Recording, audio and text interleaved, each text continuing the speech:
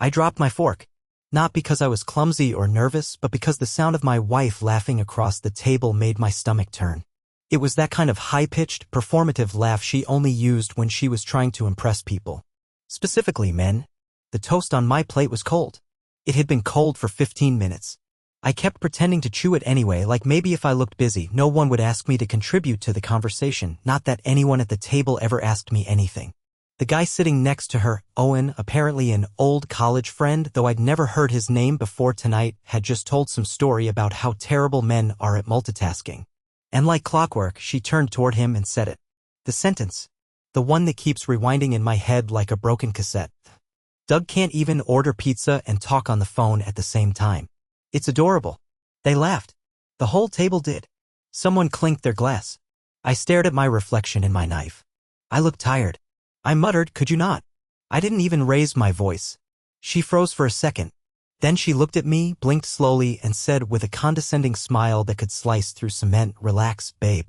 I love you. That's when it happened. I smiled. A real, wide, almost creepy smile. Not because I was happy, but because something inside me snapped, not like a breaking bone. More like a rope slipping quietly off a hook. We finished the dinner. I didn't say another word. I listened to her recount stories I'd never heard about places I wasn't part of, moments I was never invited into. I nodded when she touched my hand to show the others how cute we were. I laughed once, I think. But inside, I was already somewhere else. That night, I didn't sleep. I sat on the living room couch in the dark with the TV off, holding a receipt I found in her purse while she was in the shower. It was from a cafe, one we'd never been to, dated last Tuesday. 2 cappuccinos. 1 blueberry scone. 11:37 a.m. A handwritten note on the back, thanks for Tuesday. Next time, my place. I didn't confront her. Not yet. I needed to be sure. Not just of what she was doing, but of how long she thought I'd be too weak to notice. This isn't a story about revenge. Not really. It's about erosion. The kind you don't see until your house is sliding into the sea. And it all started with that toast. The toast that tasted like ash. By Monday, I had memorized every detail of that receipt. The ink was slightly smudged in the corner. The paper folded cleanly into thirds like someone had handled it carefully, maybe even nervously. I ran my fingers over the handwriting a dozen times. Next time, my place? I kept wondering if the loop on the Y in my looked like hers. It didn't. That was worse somehow. If it had been her handwriting, at least I could tell myself she had the control. But it wasn't. It was someone else's hand, someone confident enough to make plans with my wife in writing, knowing she might carry it home. I didn't ask her about it. Instead, I started noticing things, like really noticing them. The way she smiled at her phone just a little too long after certain messages. The sudden change in her playlists. Her new obsession with being busy during the weekends. And then there was the smell. It hit me when she got home Thursday night. She leaned in to kiss my cheek and I caught it, a sharp, expensive cologne I didn't recognize. Not hers. Not mine. Not her usual scent of almond lotion and coconut shampoo. It was darker, muskier. Male. You smell different, I said, careful to keep my tone flat. She blinked, gave a half laugh. Oh yeah, I bumped into Mark on the elevator. He was wearing that ridiculous cologne again. Ugh, it stuck to my sweater. Mark? The guy from her office with the collection of baseball bobbleheads and a wife who just had a baby? That Mark? Right, I said. Hate when that happens. She breezed past me into the kitchen like it didn't matter. And maybe to her, it didn't. Or maybe she was just that good. The next day, I left work early and drove to that same cafe listed on the receipt. I sat at a corner table for 3 hours, sipping cold brew and watching every person who came and went. I told myself I was being crazy. Told myself I'd leave in 5 minutes. Then 10. Then 15. That's when I saw them. Her hair was pulled up the way she only did when she wanted to feel elegant, and she was laughing, not the fake laugh from the bar, but the one I hadn't heard in months. A man sat across from her, mid-40s, tan, wearing a navy coat. He leaned in close, brushing his hand against hers as he whispered something that made her roll her eyes and blush. I don't remember breathing. I just remember gripping my cup so tight the lid buckled. She wasn't working late. She wasn't stuck in traffic. She wasn't anywhere but here, smiling like she'd never smiled at me. When they stood to leave, she didn't even look around. Just took his arm lightly like it was second nature and followed him to the street. I watched them disappear into the crowd. I didn't follow. I went home, reheated leftover lasagna, and stared at the wall while the microwave hummed. That night, when she came in an hour later than usual, she dropped her keys, kissed the top of my head, and said, "Sorry, crazy day. I'm exhausted." I nodded. "You should get some sleep." She smiled. "You're sweet." And that was that. I wish I could say I confronted her then and there. I wish I had the guts. But instead, I just kept unraveling in silence, tying knots in my stomach and calling them love. But I was done playing the idiot. I just hadn't told her yet. It was almost poetic how ordinary that evening started. She came home with a grocery bag in one hand and her phone in the other, talking about how the office printer jammed again and how her boss nearly cried over a missing document. I nodded, stirred the pot of spaghetti sauce, asked the right questions, and pretended I wasn't standing 3 feet from someone I no longer understood. I don't know when I stopped believing her stories. I think I held on for a while out of habit, like how people keep using a cracked mug because it used to be their favorite. But at some point, you stop tasting the coffee and start noticing the leak. After dinner, she curled up on the couch with her blanket and a glass of wine, and I offered to do the dishes, not because I'm a saint, but because the kitchen gave me space. As I scrubbed dried tomato off plates, I heard her laugh, low and warm, the kind I hadn't heard when we were alone in a long time. Then I heard the sound. Her phone buzzed once, then again. She picked it up, tapped it, and let out another giggle. Then she set it back down face down, like always. That tiny, consistent move had started to feel like a gun pointed at my chest. She got up to use the bathroom. And I knew that was my moment. Look, I'm not proud of it. But I'm not going to pretend I hesitated either. The moment she closed the door, I was already across the room. My fingers trembled as I picked up the phone. Locked. Of course. But I'd seen the passcode before, accidentally, months ago, in the car. 0517, her niece's birthday. Not mine. Not our anniversary. Her niece. It unlocked. And that was the beginning of the end. At first, there was nothing out of the ordinary. Instagram, Gmail, calendar reminders about a dentist appointment. But then I opened her messaging app, not the regular one. No, this was some off-brand messaging app I'd never seen her use. Purple icon. Private. Hidden behind a folder labeled recipes. When I tapped it open, my hands started sweating instantly. There were dozens of conversations. All with names I didn't recognize. But one stood out, saved under Emmett Office Supplies. I opened it. The first message I saw wasn't even a sentence. It was a photo. A mirror selfie. She was in a changing room, wearing a tight black dress I'd never seen before, biting her lips slightly, her hand on her hip. She captioned it, "This one? Or too much?" His reply, "Definitely not too much. You'll look even better out of it." I sat down. On the floor. My legs had gone weak. The rest of the messages, I didn't want to read them, but I did. They were filled with pet names, inside jokes I didn't understand, mentions of meetings they'd had, meetings I knew she'd lied about. Times she'd told me she was stuck late helping a coworker with spreadsheets or stuck in traffic. She wasn't stuck anywhere. She was with him. Laughing. Dressing up. Asking for his opinion. It was like I had walked into someone else's life. She flushed the toilet and I nearly dropped the phone trying to set it back exactly how it was. I grabbed the remote, turned up the volume, and pretended I was watching some stand-up special on Netflix when she returned. "You okay?" she asked, slipping back under the blanket, sipping her wine. "Yeah," I mumbled. "Just tired." She nodded and leaned her head on my shoulder like nothing had happened. Like she wasn't betraying me right down to the bone. I didn't sleep that night. I didn't even blink. I laid there, staring at the ceiling while the messages replayed in my mind like a horror movie I couldn't turn off. The worst part? It wasn't just that she was cheating. It was how effortlessly she lied to me. How easily I had become the background character in my own home. But that night, as I stared at her curled beside me, snoring softly like she always did, I made a decision. If she wanted to play pretend, I could too. Let her think I was still the soft one. The blind one. But I was wide awake now. I spent the next few days living like a ghost in my own house. She moved around me with the same practiced grace, laughing at the same shows, tossing her hair the same way before bed. But now I watched her the way a biologist watches a predator, every movement recorded, every shift in tone dissected. It's terrifying how easy it is to mimic normal when you're falling apart inside. And I got good at it fast. Too good. She had no idea that I knew. That I had read every word. That I had seen every blurred selfie she had sent to Emmett Office Supplies. She still kissed me on the forehead every morning. Still texted me midday, "Hope your day's good, babe." Mine's insane zany face. I used to smile when I saw those. Now I just stared at them as if they came from a stranger who happened to know my name. But pretending wasn't enough. I needed to know how far she'd go. I needed to feel the weight of it.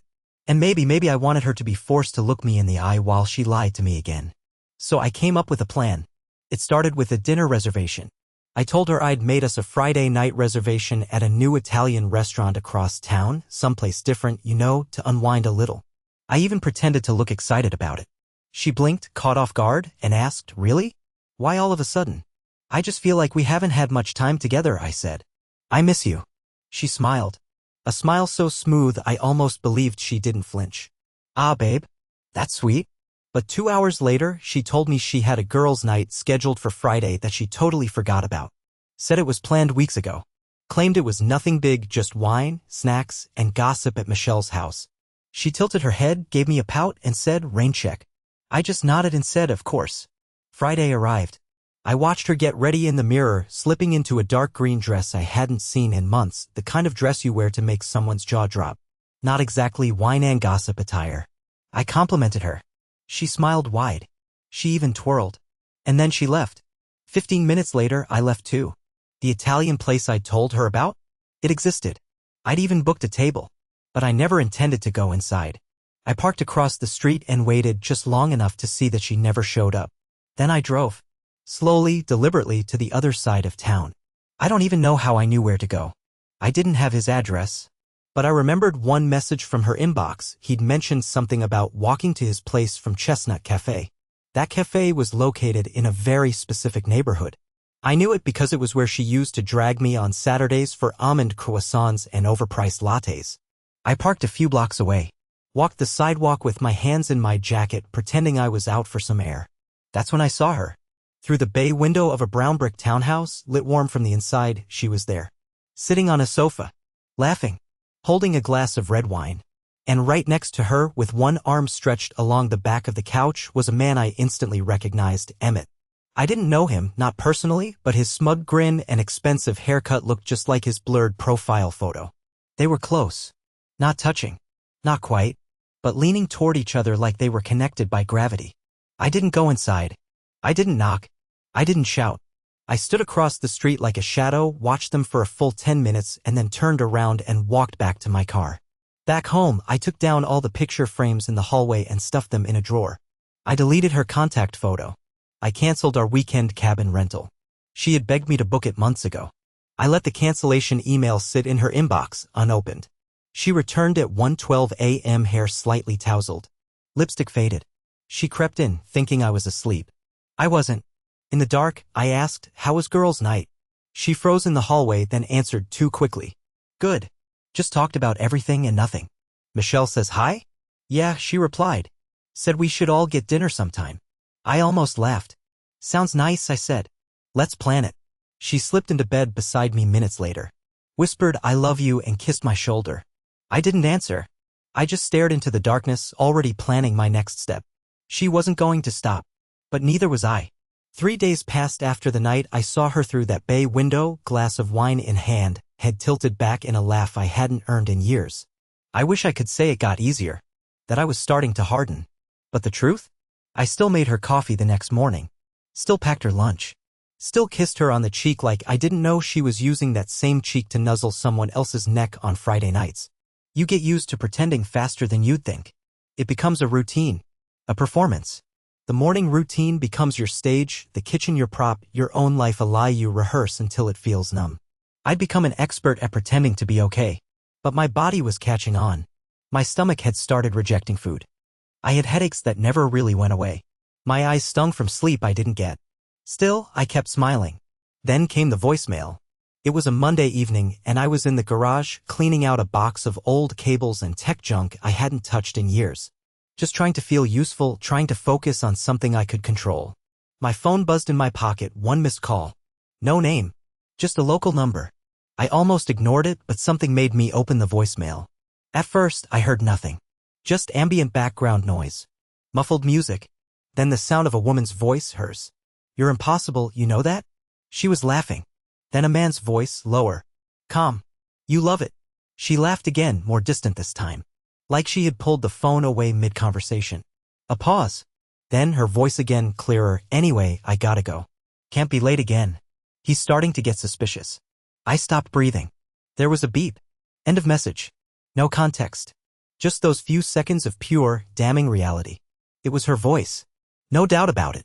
She'd called someone, maybe accidentally, and that message had been left behind like a trail of breadcrumbs. I played it again. And again. Every word. Every laugh. Every syllable like a scalpel under my ribs. She knew I was suspicious. She said it out loud. And she didn't care. That was the moment something in me finally collapsed. Not like a building. No, that would be too dramatic. It was quieter. Like a drawer closing. Final. Soft. But permanent. I didn't confront her. Not yet. Not because I didn't want a god, I wanted to scream. But I wasn't ready. I wanted her to hand me the truth without realizing it. I wanted to hear her say it while still believing I was too blind to see. Maybe I needed her to humiliate herself the way she'd humiliated me, slowly, in pieces, while thinking she was still in control. So that night I sent her a simple message. Hey, I feel like we're off lately. Want to do a date night this week? Just you and me. She replied instantly with, "Ah, babe. That sounds nice. I'll check my calendar." And when she said she was free Thursday, I made a reservation at the same place we went on our 3rd anniversary. She hadn't mentioned it, but I remembered. I remembered everything. Thursday came. She wore a blue dress I hadn't seen in years. Said it made her feel sentimental. I just nodded and held the door open. At the restaurant, we sat across from each other, candles flickering between us like we were some normal couple. She ordered the same thing she always did, pesto gnocchi with extra pine nuts. I watched her talk about the most mundane things, listened to her laugh with ease, like her whole world wasn't built on betrayal. And halfway through dessert I asked her, "Have you ever pocket-dialed someone by accident?" She blinked. "Ha! You know, like a but-dial. Called someone without realizing it." She smiled. "Probably. Why?" I stared at her for a moment, then smiled back. "Just curious." She kept eating. Didn't flinch. Didn't pause. Just kept going. I knew then that she had no idea the message existed. No idea what she'd leaked. And that made it worse. Because that meant there were probably dozens of lies she didn't even remember telling. We drove home in silence. I let her hold my hand in the car, even though my fingers had started to go numb. When we got inside, she kissed my cheek and said, "Tonight was nice. Thank you for trying." Trying. Like our entire relationship was a charity project I'd fumbled through. She went to bed early. Said she had a tight morning. I waited until the lights were out, until the house was still. Then I opened my laptop, found the voicemail, and backed it up in 3 different cloud accounts. Because if she was going to keep building this house of lies, I was going to start collecting the bricks. 2 days after the voicemail, I woke up to the sound of the garage door grinding open beneath our bedroom. She was leaving early, even earlier than usual, and I watched through the blinds as her taillights disappeared down the street. A part of me wondered if she was rushing to beat morning traffic. Another part knew better. She wasn't chasing the clock. She was chasing time with him. The strange thing about betrayal is that once you've seen behind the curtain, everything changes shape. You start analyzing the tiniest details. How long she takes in the shower. The clothes she picks for work. The notifications that light up her screen, most of which, by now, were silenced. I wasn't planning to go through her car. I didn't wake up with that in mind. But when I opened the hall closet to grab my coat and saw her spare keys hanging from the hook, the ones she never noticed were still there, my fingers moved before I could talk myself out of it. Her car smelled like her. Lavender and leather. The passenger seat was pushed back slightly, like someone taller had reclined it. I didn't touch anything. Just opened the glove box to see if I could find anything. I don't know, validating? A receipt. A napkin with a name on it. A crumpled photo. Anything. What I found was an envelope. It was thick. Sealed. Plain white with her handwriting across the front. It said, "For you if anything happens." My throat closed up. My first thought was, is she planning something? A confession? An exit? I looked around the car, my heart pounding like a drum. Then I slipped the envelope into my jacket and closed the glove box like nothing happened. Back inside, I sat at the kitchen table and stared at it for an hour. I turned it over in my hands again and again. There was no return address, no date, just her neat, familiar handwriting. I thought about not opening it. Thought about leaving it where I found it, letting the mystery gnaw at me slowly, quietly. But I couldn't. I tore the flap. Inside were several pages, handwritten in that same careful script she used for grocery lists and birthday cards. I read the first line and instantly felt like the air had been sucked out of the room. "Doug, if you're reading this, then something went wrong. I'm sorry I didn't tell you sooner." I froze. "Tell me what?" The letter continued. "You've probably sensed it. I've been distant. I didn't mean for it to happen this way. I never planned to fall for someone else, I swear to you. It started so slowly, like most mistakes do. A conversation that went too long. A joke that made me feel seen. We stopped laughing. He made me laugh. I kept reading. My fingers started to shake. I thought I could juggle both worlds, the one where I was your wife and the one where I wasn't. I told myself it was temporary. But feelings don't work like that. I need you to know that I never stopped loving you. But I also need you to know that I couldn't keep living in something that felt like a waiting room. She wrote that. About me.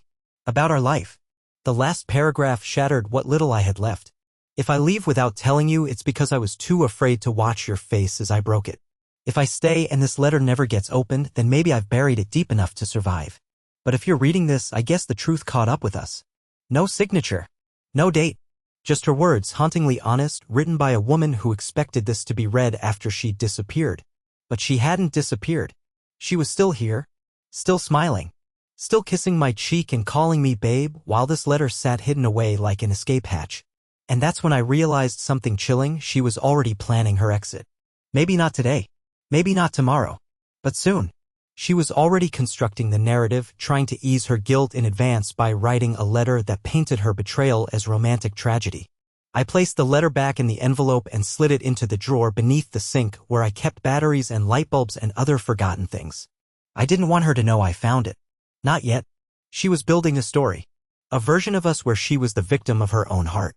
And I decided right then that if she wanted to leave, I wouldn't stop her. But I wouldn't let her rewrite me in the process. That night, she brought home takeout and kissed me like nothing had changed. She asked if I wanted to watch a movie. I said yes. We sat on the couch and watched a comedy I didn't find funny. She laughed. I smiled. I even leaned into her shoulder like always. But something had changed. Not in her. In me. The pretending was over. Now it was just a matter of time. It was a Sunday morning when everything finally stopped being theoretical. Until then, her betrayal had lived in shadows, behind passwords, beneath her perfume, tucked into the lining of a glove box, masked by the curl of her laughter. I had proof, yes. I had words and whispers and glances that didn't belong to me. But I didn't have her, not cornered, not stripped of her mask, not yet. That came later. And when it did, it was stupid. Almost laughably stupid. A single text message. One slip. That's all it took. She was in the shower, singing. That used to make me smile. That morning it felt like a mocking chorus. I was in the kitchen, stirring oatmeal that neither of us would probably eat. Her phone, for once, was sitting unattended on the counter, screen facing up. I wasn't trying to snoop, I was past the point of needing to dig. I knew enough. But when the screen lit up, I didn't look away. Still thinking about last night. That sound you make. I didn't breathe. My hand tightened around the spoon until it bent slightly. The message wasn't from Emmett Office Supplies. No. This name was new. It said, Clark, Jim. Another one. There was another one. I stared at the screen in disbelief. I felt my chest hollow out. I thought I'd hit the limit of how much betrayal a person could hold, but apparently there was still room for more. My knees actually gave a little and I had to grip the edge of the counter to stay standing. She wasn't just lying, she was stacking lies. Parallel lives. Layered like some psychological house of cards. Then another message popped up. Don't forget Tuesday.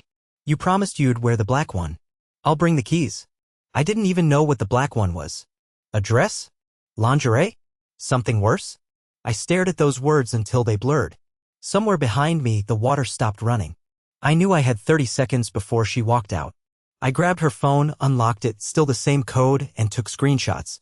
Every message, every name, every photo thumbnail I could see. I didn't even read all of them. I couldn't. I wasn't that strong. I just needed them saved. And just as I hit the last screenshot, her voice called out from the hallway. Hey, where's my phone? I set it down on the counter just as she walked in, towel around her head, another wrapped around her body. She looked refreshed. Radiant. Like a woman unburdened by guilt. It buzzed, I said calmly. Didn't recognize the number. She gave a half smile. Probably a work thing. She grabbed it, glanced at the screen, and for a moment, just a second, I saw her pupils twitch. Just a tiny flicker of panic before she shoved the phone in her robe pocket and turned away. Coffee? She asked, voice a little higher than normal. Already made, I said. Oatmeal too. She smiled. Wow. Look at you. Domestic god. She kissed my cheek. I didn't flinch. Didn't lean in. I just stood there, staring at the place on the floor where I had almost collapsed 10 minutes earlier. We sat at the table in silence, eating bites of oatmeal we didn't taste. She tapped at her phone. I sipped from my mug. We were two actors mid-scene, both trying not to miss a cue. Then, halfway through breakfast, she looked up and said the thing I still hear in my head when I try to sleep. "Doug, you've been different lately. Kind of distant. Everything okay?" It was perfect. Perfect delivery. The faux concern, the wide eyes, the tilted head, the way you ask someone how they're doing when you already suspect they're bleeding inside and you're holding the knife. I smiled. "Yeah. Just tired. You know how it is." She nodded. "Well, if something's wrong, you can tell me. We're a team, right? That word. Team." I almost laughed. Instead, I stood up and took both our bowls to the sink. "Of course," I said over my shoulder. "Always." But inside, the decision had been made. Not out of anger. Not even out of hurt anymore. Something colder had moved in, a quiet, calculated certainty. She was no longer the person I needed answers from. I already had them. What I needed now was distance. Clarity. Closure. And maybe something else, something she wouldn't see coming. Later that evening, while she was FaceTiming with her sister and pretending her life was Pinterest perfect, I sat in the bedroom alone, scrolling through the screenshots I'd taken. I uploaded them all to a hidden drive. Created a backup. And then I did something I never thought I'd do. I wrote my own letter. Not one to beg. Not one to plead. Just a quiet, controlled message for her to find when I was already gone. Because if she could keep secrets, then so could I. I didn't sleep that night. I lay next to her in bed, her breathing soft and even while my mind ticked through every plan I'd built in the quiet. I wasn't angry anymore, not in that white-hot, world-ending way I had been before. What I felt now was colder, cleaner. I was done mourning something that had already died. It was time to move on. At 4:45 a.m., I slipped out of bed and packed the last of my things. I'd been preparing for days, a bag stashed in the garage, a new apartment lined up across town, the lease signed under my full name. I didn't take everything. Just what was mine. A few clothes. My sketchbooks. My laptop. The framed photo of my parents that used to sit on my desk, the one she never noticed was missing. Before I left, I placed my letter on the nightstand beside her, weighted down by the mug she used for nighttime tea. I stood there for a moment, just watching her sleep. She looked peaceful. Beautiful, even. And for a second, the ache in my chest returned. But it wasn't enough to stop me. I walked out the door and didn't look back. That morning, while she was still rubbing sleep from her eyes, I was already halfway across the city, unpacking into a small but quiet apartment with white walls and no memories in them yet. The windows faced east. The light poured in. Later that day, my phone buzzed. It was her. First, a missed call. Then a text. "Doug? Where are you? What is this?" Then another. "Please. Can we talk?" I didn't respond. I didn't need to. Everything I had to say was in the note, a note she never expected to find. And no, I didn't list the names, the screenshots, the voicemail. I didn't try to shame her. I didn't try to make her understand. All I wrote was this. "Brenna. You said once that we stopped laughing. You were right. But it wasn't because of time. Or routine. Or even boredom. It was because you started saving your smiles for someone else. And I started rationing mine just to survive. I loved you completely, even when it hurt. But I can't be the only one holding the thread. You let go first, now I am too. Please don't try to find me. I'm not hiding. I'm just living again. Doug." And I was. Weeks passed. Then months. The silence between us held. No drama. No scenes. She didn't chase me. Maybe deep down she knew there was nothing left to say. I started drawing again, not for clients, not for presentations, just for myself. I drank coffee without checking my phone every 5 minutes. I read books that had been collecting dust for years. I took long walks, alone, and felt something I hadn't felt in ages. Peace. And one morning a woman at the cafe asked if she could share my table. Her name was Maya. She smiled in that easy, unfiltered way I'd forgotten existed. We talked. We laughed. Not performative. Not forced. Just human. It didn't feel like a new beginning. It felt like breathing. So no, this isn't a story about revenge. It's not even about heartbreak. It's about finally choosing myself. And for once in my life, that was enough.